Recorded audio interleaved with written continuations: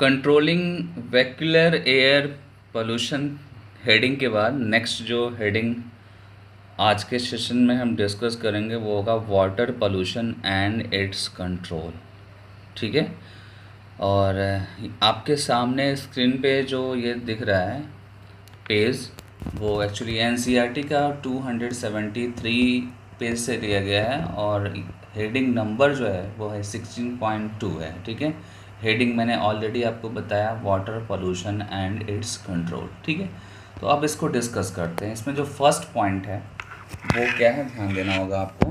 Human beings have been abusing the water bodies around the world by disposing into them all kinds of waste। ठीक है। आपको पता है कि जो ह्यूमन है, ह्यूमन बींग्स, ठीक है, वो क्या करता है, अपने आसपास के जो भी वाटर बॉडीज़ हैं, ठीक है, उसमें वेस्ट मटेरियल अपने घर का, ठीक है, वो डिस्पोज करता है। ठीक है।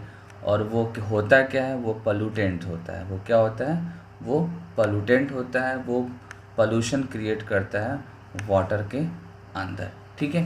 तो ये फर्स्ट लाइन होगा, human being have been abusing the water bodies around the world by disposing into them all kinds of waste. ठीक है। अब यहाँ पे ध्यान देना है, ऑल काइंड्स ऑफ वेस्ट। ठीक है। अभी काइंड्स ऑफ वेस्ट में आगे डिस्कस करूँगा। The next line है, we tend to believe that water can wash away everything, not taking the cognizance of the fact that the water bodies are our lifeline as well as that of all other living organisms। ठीक है। यहाँ पे ये बोला जाता है कि हमको ये पता है कि वाटर ऐसा है, ऐसा मतलब पार्ट है, ठीक है, जो हर चीज़ को हर हर इम्प्योरिटी को, वेस्टेज को वो बहाकर कहाँ लेके जाता है, वाटर बॉडीज़ की तरफ लेके जाता है। ये हमको पता है, लेकिन हम ये नहीं सोचते हैं कि ये जो वेस्ट जा रहे हैं विथ वाटर, ये जाकर आगे किस तरीके से नुकसान पहुंचाएंगे, हार्म पहुंचाएंगे, हमको कैसे पहुंचाएंगे, या हमारे जो एडजेसेंट एनिमल्स हैं या वाटर में रहने वाले जो एनिमल्स हैं उनको कैसे हार्म पहुंचाएंगे, ये हम नहीं सोचते हैं। हमारा बस एक पर्पस होता है कि पानी उठाया और पानी से वेस्ट को धो डाला। ठीक है। और वेस्ट से वो वेस्ट जो है वो वहाँ से तो मूव कर गया वाटर के हेल्प से, बट वो वेस्ट एक्चुअली कहाँ पे जा रहा है, ठीक है, और किसको किसको वो हार्म पहुँचा सकता है, वो चीज़ यहाँ पे मेंशन है आपके सामने स्क्रीन पे। ठीक है। देन नेक्स्ट क्या बोल रहा है, can you list what all we tend to try and wash away through our rivers and drain. ठीक है। तो ये तो आपको पता ही है कि मतलब क्या क्या चीज़ें हैं जो आप ड्रेन करते हैं अपने आसपास जो रिवर्स हैं, ठीक है ना, ये जो आप सोच सकते हैं। आगे आते हैं, नेक्स्ट लाइन है, ड्यू टू सच एक्टिविटीज़। ठीक है। सच एक्टिविटीज़ ऑफ ह्यूमन काइंड, मतलब ह्यूमन के थ्रू जो होने वाले एक्टिविटीज़ हैं उससे क्या होता है, पॉन्ड, लेक, स्ट्रीम, ठीक है, डिफरेंट टाइप के जो बॉडीज़ हैं, वाटर बॉडीज़, वो इम्प्योर होते हैं। ठीक है। आगे आते हैं। आगे ये बताया गया है कि इतना हम कुछ गलत स्टेप लेते हैं अपने लाइफ में, ठीक है, जिससे क्या होता है कि वाटर में पोल्यूशन क्रिएट हो जाता है। और इसकी भी एक लिमिट है, ऐसा नहीं कि हम लॉन्ग टाइम से उसमें डालते जा रहे हैं और जो वाटर बॉडीज़ है ऐसा तो है नहीं कि वो 100-200 ईयर्स तक उसमें कुछ भी नहीं होगा। उसकी भी लिमिट है, और उस जब लिमिट क्रॉस हो जाती है तो हमारा जो फाना और फ्लोरा है वाटर के अंदर, मतलब प्लांट और एनिमल्स, इवन माइक्रो ऑर्गेनिज्म जो भी है वहाँ पे, वो उन पे भी नुकसान पहुँचता है, और वो कहीं ना कहीं हमारे से कनेक्टेड है, ह्यूमन बीइंग से वो कनेक्टेड है। तो जब प्रॉब्लम आना स्टार्ट हुआ तो गवर्नमेंट ऑफ इंडिया ने फिर एक्ट लाना स्टार्ट किया कि कोई एक्ट लाएं जिससे हम क्या कर सकते हैं, हम वाटर में पोल्यूशन को कम कर सकें। ठीक है। तो वही चीज़ यहाँ पे स्क्रीन पे दिख रहा है। थोड़ा सा स्क्रीन को हम बड़ा करेंगे यहाँ पे आपके लिए। आप देखो यहाँ पे मेंशन है, realising the importance of maintaining the cleanness of the water bodies, the government of India has passed the Water Prevention and Control of Pollution Act 1974 to safeguard our water resources. ये act है और इस act के through जो है हम impurities को कम करते हैं। ठीक है, तो ये चीज़ इंट्रोडक्शन में दिया हुआ है। जब आप 274 पेज पे आप जब रीडिंग करेंगे तो ये लास्ट तक दिया हुआ है। और देन इसके बाद से नेक्स्ट हेडिंग स्टार्ट हुआ है, वो भी हेडिंग आपका किसका है, वाटर पोल्यूशन का है, जिसमें बताया गया है किसके बारे में, domestic sewage and industrial effluents के बारे में बताया गया है। ठीक है, अब आते हैं इसको डिस्कस करते हैं। हेडिंग का जो नंबर है 16.2.1, ठीक है, आपके सामने स्क्रीन पर डिस्प्ले हो रहा है। ठीक है, स्टार्ट करते हैं। As we work with water in our homes in the cities and town. ठीक है, तो आपको पता है कि होम में, सिटीज़ में, ठीक है, अपने टाउन में जो भी हम वाटर से वर्क करते हैं, ठीक है, वाटर के थ्रू वॉश करते हैं, और फिर जब वॉश करते हैं तो बहुत सारी चीज़ें जो है वाटर के साथ वो ड्रेन होती हैं वाटर बॉडीज़ में। वही चीज़ यहाँ पे मेंशन है, we wash everything into drains. ठीक है, have you ever wondered where the sewage that comes out of our houses go. ठीक है, जो हमारे हाउस से सीवेज बाहर जाता है, बाहर आता है, या विलेज से जो बाहर आता है वो कहाँ जाता है, अपने नियर बाई जो नियरेस्ट जो रिवर है या वाटर बॉडीज़ है वहाँ पे जाता है। और जब जाता है तो उसमें बहुत डिफरेंट टाइप के उसमें इम्प्योरिटीज़ होते हैं, और इम्प्योरिटी की लिस्ट जो है आपके सामने स्क्रीन पे बॉक्स में दिया हुआ है। एक बार इसको देख लेते हैं ताकि आपका माइंड मेकअप रहेगा कि इम्प्योरिटीज़ में क्या क्या चीज़ें होती हैं। अगर इम्प्योरिटीज़ रियली में आपको इम्प्योरिटी लग रहा है तो इसको हमको रिमूव करना चाहिए, और या तो हम जब भी हम वाटर का यूज़ करें तो ये सब चीज़ों पे ध्यान दें। ठीक है, ऐसी चीज़ों को हम पहले फ़िल्टर कर दें, ऐसी चीज़ों को हम वाटर बॉडीज़ तक ना जाने दें, ये हम कोशिश करेंगे। और जब ऐसा कोशिश करेंगे तो वो जो वाटर होगा वो अच्छा होगा, और उसको आप यूज़ कर सकते हैं, और उससे आप अनफिट होने के चांसेस पहले से कम हो जाएंगे। ठीक है,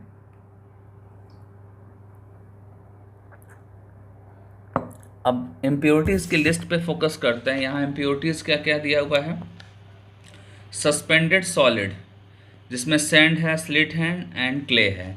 तो ये तो कोई प्रॉब्लम नहीं है, इनको अगर आप इम्प्योरिटीज़ को अलग कर देंगे तो ये कहीं ना कहीं आपके सॉइल का पार्ट बन जाएंगे, इसमें कुछ भी सोचना नहीं है आपके।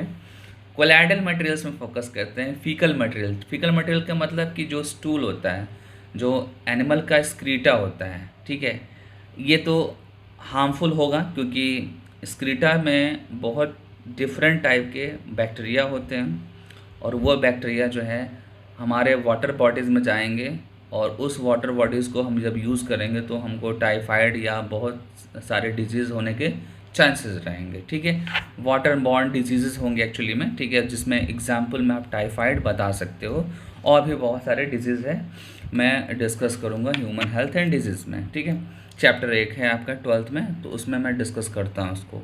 देन बोल रहा है bacteria, cloth and paper fibres, ये कोलाइडल मटेरियल्स है, और ये भी इम्प्योरिटीज़ का पार्ट है। ठीक है, देन नेक्स्ट जो इम्प्योरिटीज़ है 3rd नंबर पर, डिज़ोल्व मटेरियल्स। ठीक है, डिज़ोल्व मटेरियल्स में एग्जांपल में क्या है, न्यूट्रिएंट्स हैं, और न्यूट्रिएंट्स में nitrate, ammonia, phosphate, sodium and calcium. ठीक है, ये इम्प्योरिटीज़ है। अब आते हैं स्क्रिप्ट पे आते हैं, जो एनसीईआरटी की स्क्रिप्ट है उसमें दिया हुआ है कि a mere 0.1% impurities make domestic sewage unfit. मतलब ये जो भी परसेंटेज है ये क्या कर देता है, सीवेज को अनफिट कर देता है ह्यूमन यूज़ के लिए। आप चाहोगे भी तो यूज़ नहीं कर सकते, क्योंकि इम्प्योरिटीज़ 0.1% अगर हो जाएगी तो वहीं से आपके लिए वो वाटर बेकार होगा।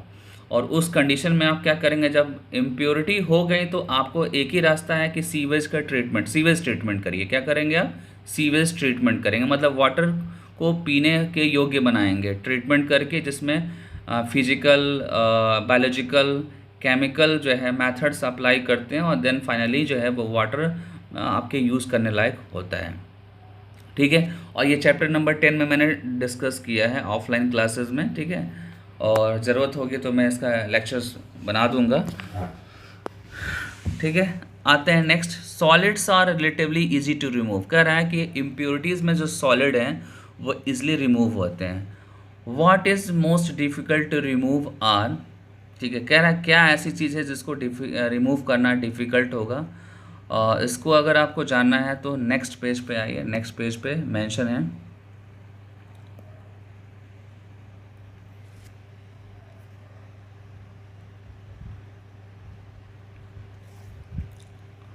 देखो डिजॉल्व सॉल्ट्स लिखा हुआ है, सच एज नाइट्रेट्स, ठीक है, क्या है, nitrates, phosphates and other nutrients, ठीक है, and toxic metals, ion, organic compounds, ये है इम्प्योरिटीज़, ठीक है।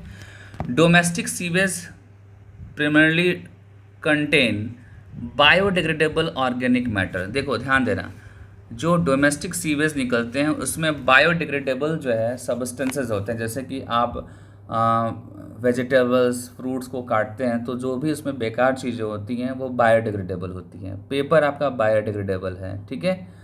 तो ऐसे बहुत सारी चीज़ें जो हैं वो बायोडिग्रेडेबल है, तो इनसे एक्चुअली प्रॉब्लम नहीं होती है हमको। हमको प्रॉब्लम किससे होती है, जो नॉन बायोडिग्रेडेबल है। नॉन बायोडिग्रेडेबल जो हैं ये कुछ अलग टाइप का प्रॉब्लम क्रिएट करते हैं, और बायोडिग्रेडेबल भी प्रॉब्लम क्रिएट करते हैं। बायोडिग्रेडेबल क्या कर सकते हैं, ये हार्मफुल माइक्रो ऑर्गेनिज्म के नंबर को ये बढ़ा सकते हैं, ठीक है। आप अगर बायोडिग्रेडेबल ऑर्गेनिक मैटर से डिमेरिट्स सर्च करना चाहते हैं आप, तो आप बता सकते हैं कि बायोडिग्रेडेबल ऑर्गेनिक मैटर पे जो भी माइक्रो ऑर्गेनिज्म ग्रो करेगा, ठीक है, जो भी माइक्रो ऑर्गेनिज्म ग्रो करेगा वो ग्रो करके अपने नंबर को बढ़ाएगा, और वो माइक्रो ऑर्गेनिज्म जो है हमारे को हार्म्स पहुंचा सकता है, मतलब नुकसान पहुंचाएगा, डिजीज़ कॉज कर सकता है, ठीक है। और ये माइक्रो ऑर्गेनिज्म इसलिए बढ़ रहे हैं क्योंकि वहाँ पे उस सीवेज में बायोडिग्रेडेबल कंपोनेंट्स हैं, ठीक है। आगे देखते हैं, which can multiply using these organic substances as a substrate and hence utilize some of the component of sewage, ठीक है। तो इनको हम क्या करेंगे, यहाँ पे ध्यान दो आप, which can multiply using organic substances as a substrate and hence utilize some of the component of sewage। यहाँ पे बोल रहा है कि सीवेज में जो ऑर्गेनिक सब्सटेंसेस इसको यूज़ करेगा माइक्रो ऑर्गेनिज्म और अपने पॉपुलेशन को बढ़ाएगा, अपने नंबर्स को बढ़ाएगा, ठीक है। और नंबर्स को बढ़ाएगा तो नंबर्स जब बढ़ेंगे तो ऑक्सीजन की रिक्वायरमेंट्स भी बढ़ेगी। माइक्रो ऑर्गेनिज्म अगर एरोबिक है और वो उसकी मल्टीप्लिकेशन हो रहा है तो उसको और ज़्यादा क्या चाहिए, ऑक्सीजन चाहिए, तो उस सीवेज वाटर में ऑक्सीजन का डिमांड इंक्रीज़ हो जाएगा, ठीक है ना। और आप ऑक्सीजन का डिमांड कैलकुलेट भी कर सकते हैं, एस्टिमेट भी कर सकते हैं। जितना number of micro organism sewage में होगा उतने ही ऑक्सीजन का डिमांड ज़्यादा होगा। आप देखो यहाँ पे, it is a possible to estimate the amount of biodegradable organic matter in sewage water by measuring biochemical oxygen demand, ठीक है। तो ये चीज़ आपका हो गया, और नीचे की लाइन भी ऑलरेडी मैंने डिस्कस कर दी है। अब आते हैं नेक्स्ट पैराग्राफ पे। फिगर नंबर 16.3 बोल रहा है, यहाँ पे आने के लिए बोल रहा है यहाँ पे कि शो सम ऑफ दी, ये है आपका फिगर 16.3। यहाँ बोल रहा है show some of the changes that one may notice following discharge of sewage into river. जो भी सीवेज के साथ आ रहा है वो रिवर में डिस्चार्ज होगा, ठीक है। देन बोल रहा है कि micro organism involve in biodegradation of organic matter in the receiving water body consuming a lot of oxygen. तो यहाँ वाटर बॉडीज़ में जाने के बाद क्या होगा कि माइक्रो ऑर्गेनिज्म बढ़ेगा, क्योंकि वाटर बॉडीज़ में सीवेज आया है, सीवेज वाटर आया है, और सीवेज वाटर में ऑर्गेनिक मटेरियल है। ऑर्गेनिक मटेरियल्स जब जाएगा तो मैंने अभी बताया है कि जितना ज़्यादा ऑर्गेनिक मैटर होगा उतने ही ज़्यादा माइक्रो ऑर्गेनिज्म ग्रो करेंगे, क्योंकि वो जो ऑर्गेनिक मैटर है वो एक तरीके से न्यूट्रिएंट्स हैं। वो क्या है, न्यूट्रिएंट्स है। किसके लिए है न्यूट्रिएंट्स है, माइक्रो ऑर्गेनिज्म के लिए है, ठीक है। और जितना ज़्यादा माइक्रो ऑर्गेनिज्म इंक्रीज़ होगा उस वाटर बॉडीज़ में, ऑक्सीजन की डिमांड बढ़ेगी। फिर जो वाटर के अंदर डिज़ोल्व ऑक्सीजन है उसकी डिफिशियंसी होना स्टार्ट हो जाएगा, डिक्लाइन हो जाएगा, ठीक है, डिज़ोल्व ऑक्सीजन, ठीक है। तो ये चीज़ ध्यान देना होगा। और बाद में जैसे ही ऑक्सीजन कम होगा तो ऑक्सीजन कम होने से क्या होगा कि वहाँ पे उस वाटर बॉडीज़ में जो फिशेज़ हैं या अदर एक्वेटिक एनिमल्स हैं उनकी डेथ स्टार्ट हो जाएगी, क्योंकि ऑक्सीजन कम हो गया, ठीक है। अभी आपने देखा होगा कोविड-19 का जो सेकेंड वेव आया है उसमें ऑक्सीजन का सारा मैटर था। ऑक्सीजन जो है बॉडी के अंदर कम जा रहा था, ब्लड में कम जा रहा था, और ब्लड में कम जा रहा था, तो हमारा जो एनर्जी बनने का प्रोसेस है वो रुक जा रहा था, ठीक है, जिसको हम बोल रहे थे कि ब्रीदिंग का इशू है, ब्रीदिंग का प्रॉब्लम है। तो यहाँ पे भी वही चीज़ है, यहाँ पे फिश और अदर एक्वेटिक एनिमल्स को लेकर हम डिस्कस कर रहे हैं और यहाँ पे बताने की कोशिश कर रहे हैं कि अगर ऑक्सीजन, डिज़ोल्व ऑक्सीजन कम हो गया और बीओडी का डिमांड बढ़ गया तो फिशेस की मोर्टेलिटी बढ़ जाएगी और अदर एक्वेटिक एनिमल्स की भी मोर्टेलिटी बढ़ जाएगी, ठीक है ना। तो ये आपका हो गया।